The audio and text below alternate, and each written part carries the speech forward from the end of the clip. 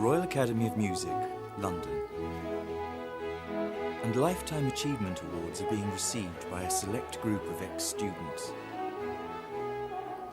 Among them are singers and composers, conductors and musicians. Leonie Scott Matthews, however, is none of these.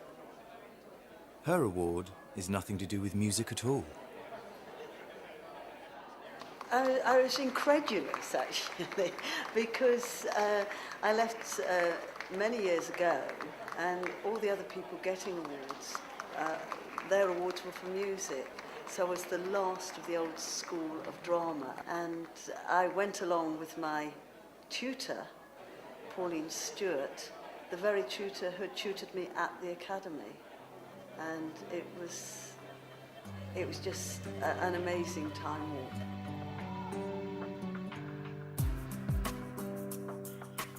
This is the story of a young bedsit girl from North London who unwittingly pioneered a whole new theatre movement.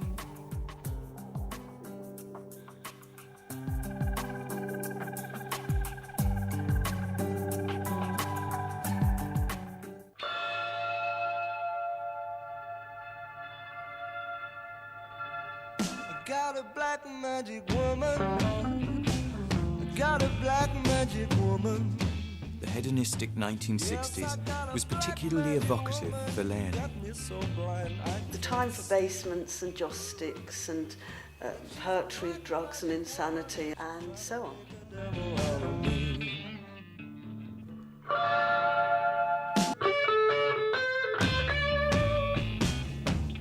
Her love of poetry took Leonie to Bohemian Hampstead, where the need for somewhere for her and the rest of the fashionable poetry set to perform led her to open arguably the first pub theatre in London.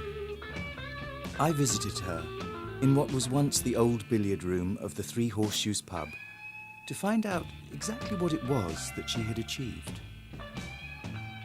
I had a touring group called the Iambic 3. I was also editing poetry books, and I wanted to find a premises. So I looked around, found a basement of the Freemasons' Arms, went and saw the landlord, and he said, okay, you can have my basement for £1. So I started for £1, and I called it Pentameters, Iambic Pentameters. And that was how it all began. That's how it all began.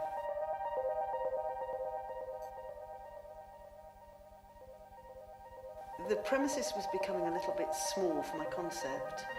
I moved here in 1971. I was doing a lot of poetry plays, poetry music, and I really wanted a pub fringe theatre in a larger, more accessible space.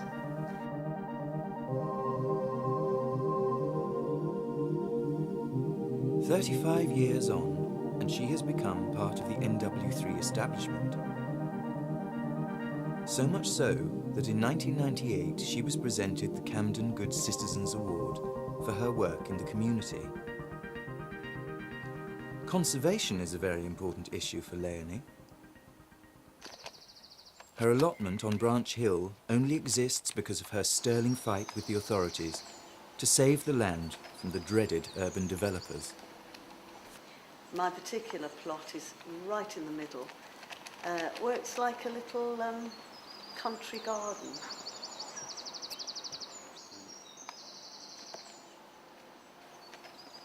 I was quite an isolated child, and I felt I didn't fit in. I was very much into my own imagination, and by the time I was 12 years old, my school report was, Leonie lives in a world of her own. What goes on there, nobody knows. There was nowhere in that world for me to go. So I had to climb out of what was generally expected of an individual of that era and in that place, into something that was positive, because reading that school report, I just knew that I would always do something that was going to be different. It is an ivory tower existence my leisure time is my work time. We can more or less do whatever we want. The Shakespeare's obviously pay for the unknown play by the unknown writer with the unknown cast that might not be a commercial success. But we can really reflect what people want as much as we need to. And what's on at the moment here? At the moment we've got a new translation of a play by Max Frisch, The Firestarters, and it's translated by Lester Richards, who's also produced and directed it.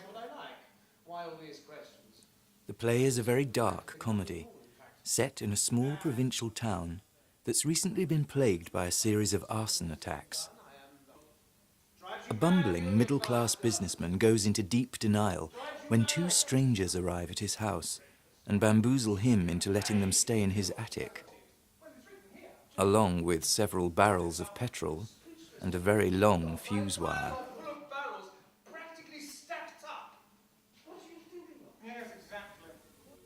By the end of Act 1, the inevitable consequences lead to an explosive outcome. After the interval, things turn very dark indeed, when the entire cast, quite literally, all go to hell.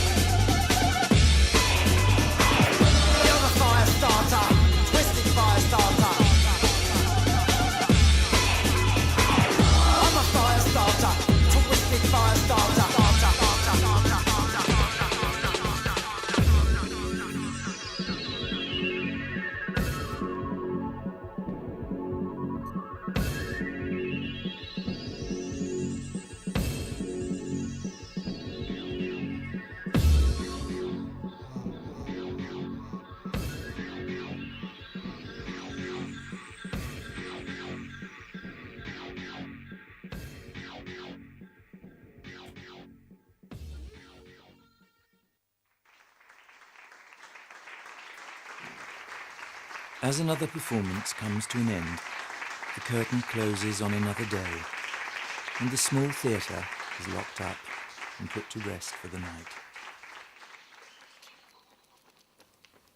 A new day dawns, and Leonie, along with her constant companion Bonzo the dog, continues her love affair with the genteel leafy suburb.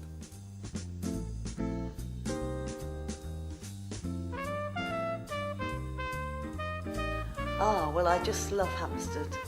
Love walking around Hampstead. And will she still be running Pentameter's Theatre in another 35 years? It's so unique to me and Hampstead and my life that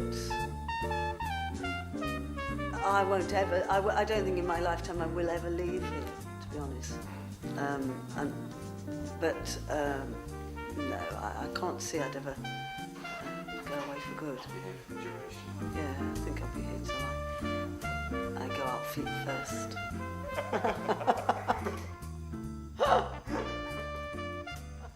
And so you were really a pioneer of the whole concept of pub theatre, weren't you? I certainly don't know of any in 1968, and now there must be about 100 pub fringe theatres, but when I look at old copies of Time Out, I do seem to be the only one at that time.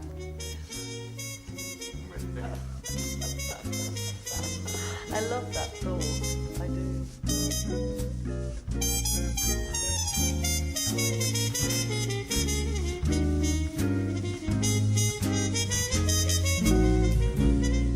I could cry so tears. Where have I been all these years? Little while, tell me now, how long has this been going on? chills up my spine, and some thrills I can't quite define. Listen, sweet, I repeat, how long has this been going on? Oh, I feel like I could melt into heaven. I'm hurt